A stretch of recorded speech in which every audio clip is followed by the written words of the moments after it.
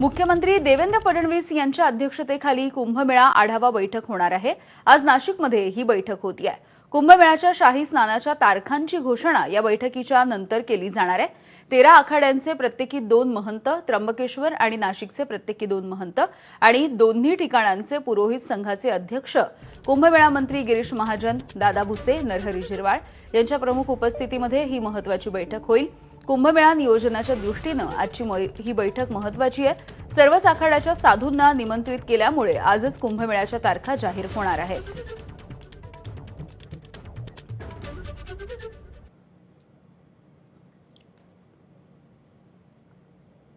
तर या बैठकीला कोण कोण उपस्थित राहणार आहेत आपण बघतोय। मुख्यमंत्री देवेंद्र फडणवीस, 13 आखाड्यांचे प्रत्येकी 2 महंत उपस्थित राहतील।